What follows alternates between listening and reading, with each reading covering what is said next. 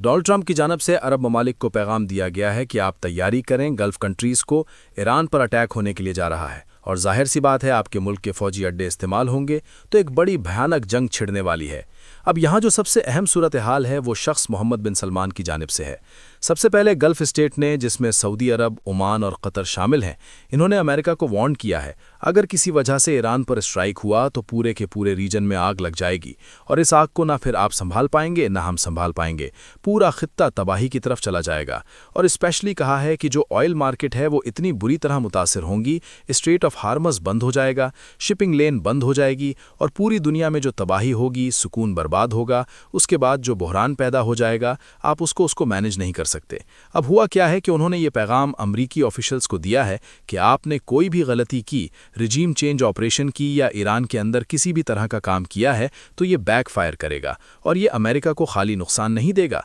America की economy को तबाह कर देगा और उसके बाद जो ऑयल मार्केट के अंदर क्राइसिस आएगा आप उसका तसव्वुर नहीं कर सकते और इस सूरत हाल के अंदर पूरे वर्ल्ड में रिसेशन आ जाएगा। अब इमेजिन करें ज़रा, उसके साथ जो सबसे अहम डेवलपमेंट हुई है वो सऊदी अरब ने अमेरिका को कहा है किसी सूरत हमारी एयर स्पेस इस्तेमाल नहीं होगी ईरान पर अटैक करने के लिए, यानी आपको जो हमने फौजी अड्डा दिया हुआ है आपने किसी सूरत हमारे मुल्क से ईरान पर अटैक नहीं करना। इतना बड़ा जिगरा, इतनी खूबसूरत गुफ्तगू मोहम्मद बिन सलमान के अलावा फ़िलहाल अभी कोई करता हुआ नज़र नहीं आ रहा। बैज़ कतर ने भी ये कहा है ट्रंप ने अभी कुछ फाइनल नहीं किया, ट्रंप की टेबल पर इस वक्त मिलिट्री ऑप्शंस पड़े हुए हैं कि कहाँ अटैक करना है, क्या मामला करना है, साइबर हमला करना है, पाबंदियां लगानी है, क्या करना है। ऐसा सूरत हाल है कि रशिया ने भी वार्निंग जारी कर दी है और कहा है कि अगर अमेरिका ने अटैक किया, क्योंकि ये सारे अब इस दफ़ा कह रहे हैं ये अटैक नहीं है, ये एक जंग शुरू होने वाली है, ना ख़त्म होने वाली, और ये लंबी जंग चलेगी और इस जंग के बाद जो तबाही होगी उसका आप तसव्वुर नहीं कर सकते